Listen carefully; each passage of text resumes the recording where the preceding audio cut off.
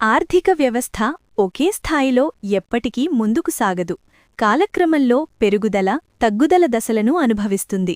ఈ పునరావృత దశలనే ఆర్థిక చక్రాలు అనగా ఎకనామిక్ సైకిల్స్ అంటారు.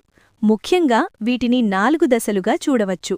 విస్తరణ అనగా ఎక్స్పాన్షన్, బూమ్ అనగా బూమ్, మాంద్యం అనగా రెసెషన్, పునరుద్ధరణ అనగా రికవరీ. బూమ్ దశలో ఆర్థిక వ్యవస్థ అత్యంత చురుకుగా ఉంటుంది. కంపెనీల లాభాలు పెరుగుతాయి, ఉపాధి అవకాశాలు ఎక్కువవుతాయి, వినియోగం వేగంగా పెరుగుతుంది. స్టాక్ మార్కెట్లు సాధారణంగా ఈ దశలో కొత్త గరిష్ఠాలను తాకుతాయి. క్రెడిట్ సులభంగా లభిస్తుంది.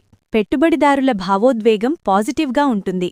అయితే బూమ్ ఎక్కువ కాలం కొనసాగితే అధిక ధరలు, అప్పులు పెరగడం వంటి ప్రమాదాలు కూడా ఏర్పడతాయి. రెసెషన్ దశలో ఆర్థిక వృద్ధి మందగిస్తుంది లేదా నెగటివ్గా మారుతుంది. కంపెనీల అమ్మకాలు, లాభాలు తగ్గుతాయి. ఉద్యోగాలు కోల్పోవడం పెరుగుతుంది. వినియోగదారులు ఖర్చులు తగ్గిస్తారు. పెట్టుబడిదారుల్లో భయం పెరుగుతుంది. స్టాక్ మార్కెట్లు పడిపోతాయి. లిక్విడిటీ కొరత ఏర్పడుతుంది. అయితే ఇది శాశ్వతం కాదు.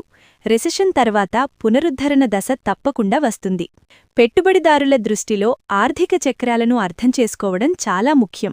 బూమ్ సమయంలో అధిక రిస్కు తీసుకోవడం ప్రమాదకరం కావచ్చు. రెసెషన్ సమయంలో మంచి నాణ్యమైన కంపెనీలు తక్కువ ధరలకు దొరికే అవకాశం ఉంటుంది. కాబట్టి ఆర్థిక చక్రాలను గుర్తించి దీర్ఘకాలిక దృష్టితో నిర్ణయాలు తీసుకోవడం విజయవంతమైన పెట్టుబడికి కీలకం.